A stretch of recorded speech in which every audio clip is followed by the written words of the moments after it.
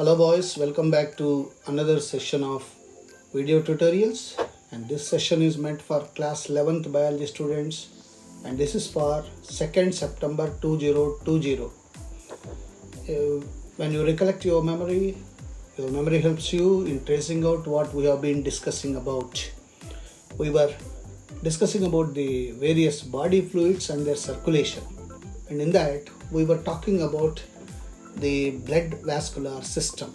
How many types of blood vascular systems are there, and what is the medium of the circulation? We said blood is the medium, and we talked about how blood is a connective tissue and pumping of blood, etc.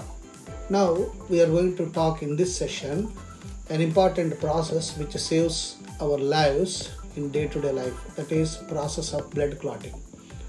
It is normal observation for all of us that whenever we are playing or doing some work, injuries happen, and when injuries take place in any part of our body, there is a damage to the skin, there is a damage to the arteries, damage to the veins, damage to muscles, and as a result of damage to all this, the blood starts oozing out of the injured area.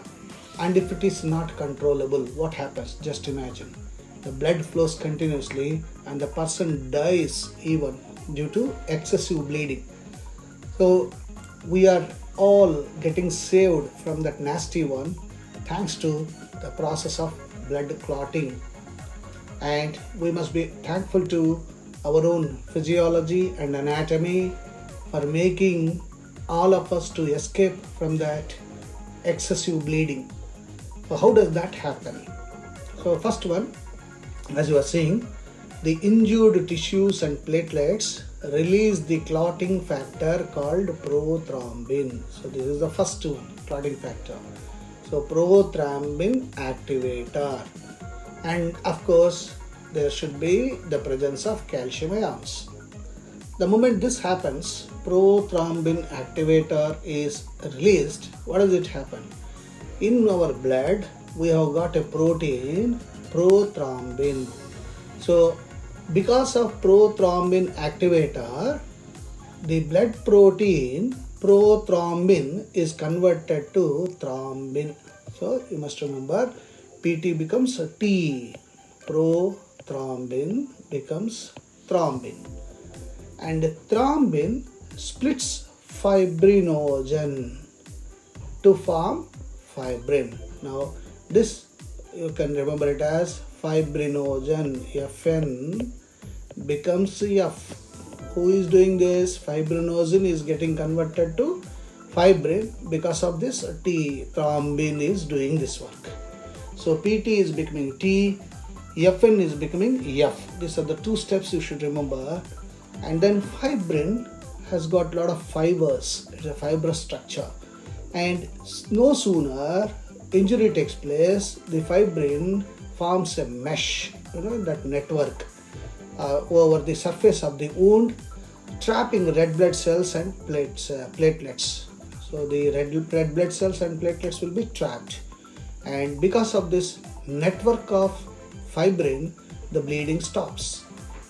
And once the bleeding stops, you must observe the clot hardens in that area and becomes smaller.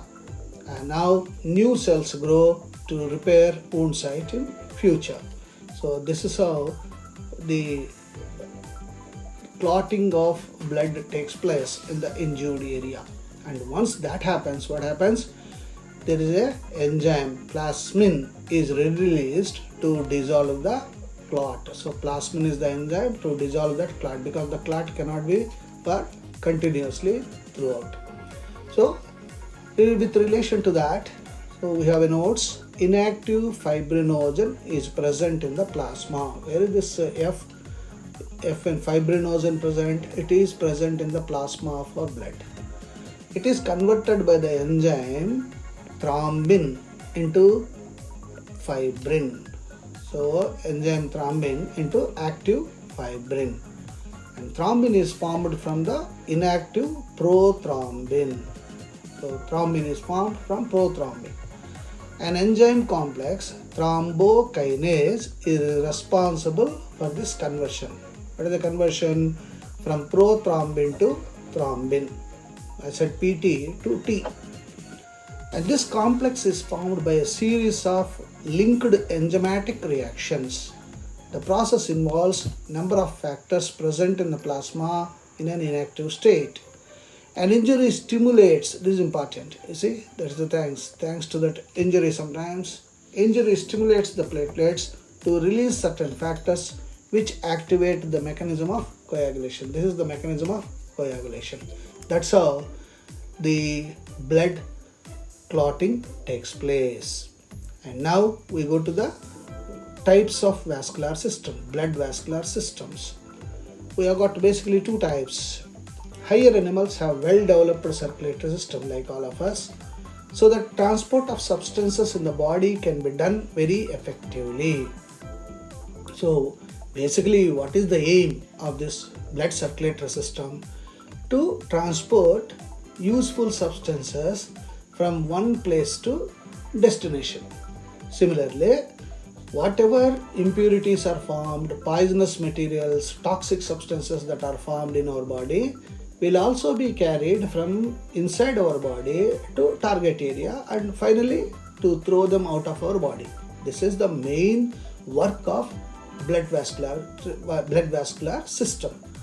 So in them, the circulatory system consists of central pumping organ, heart. All of us know heart is our pumping organ, and various blood vessels. So basically you got two major blood vessels, arteries and veins. In your junior classes you have studied. Arteries are the blood vessels that carry pure blood from heart to different parts of the body. Of course, exceptions are there.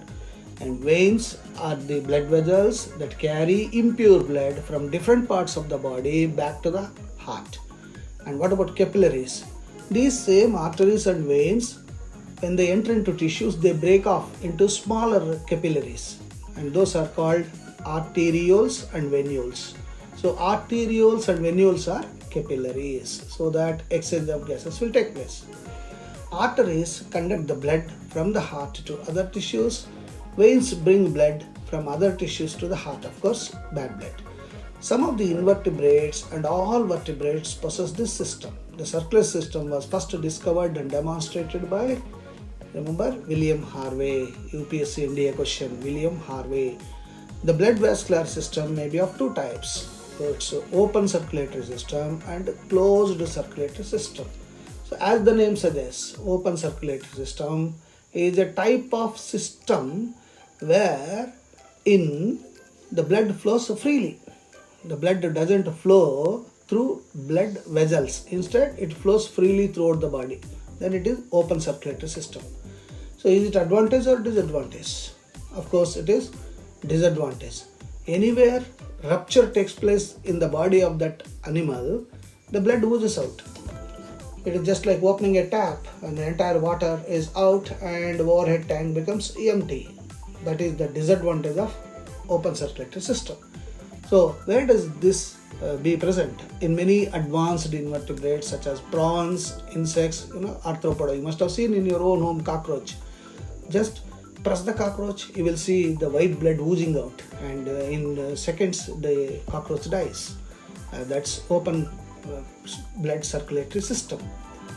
So the blood does not remain confined to blood vessels, that is the thing, but it flows freely through the blood cavity and channels called lacunae and sinuses. These are the words we use, technical words, lacunae and sinuses.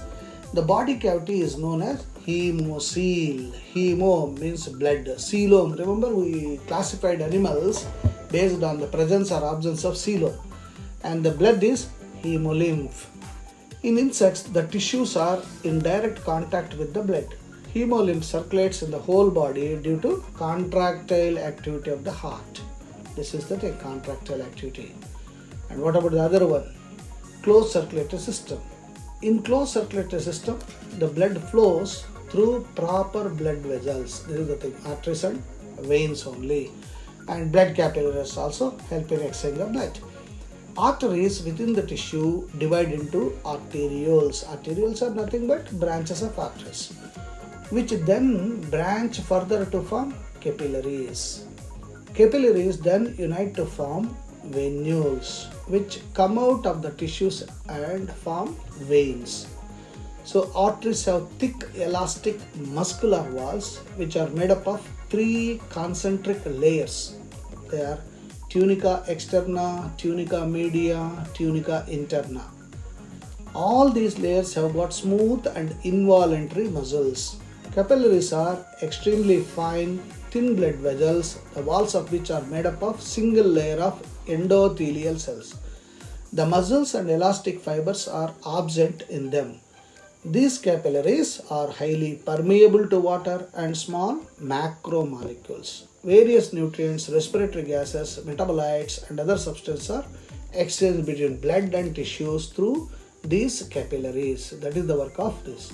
So basically, we can say closed circulatory system is a system in which blood flows through arteries and veins. There is no free flow. So what are the differences? We can table it.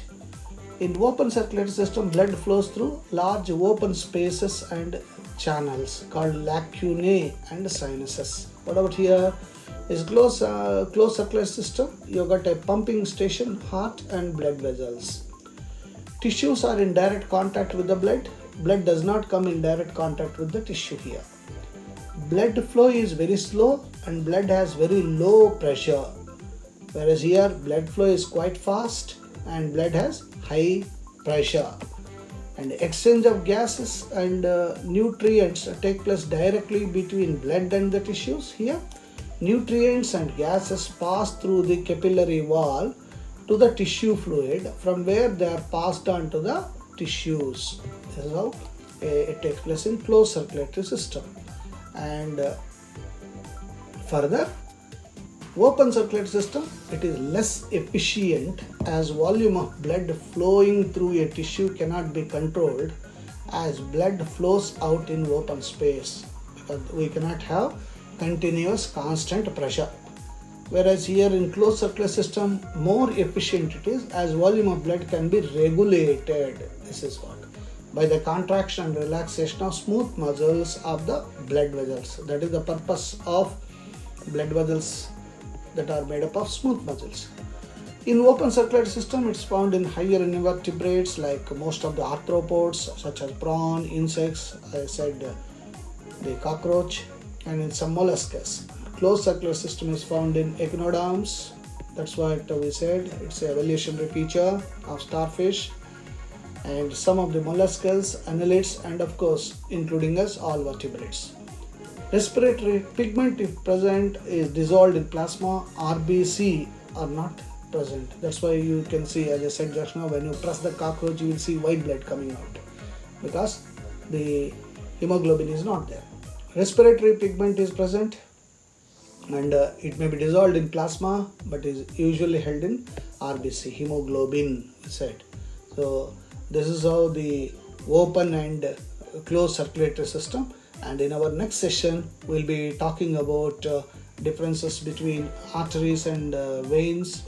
And then we go further, the structure of human heart. We will be studying and analyzing the vertical structure of human heart. What are the internal structures and how each part of the internal structure of heart can function so that we'll have proper circulatory system. Until then,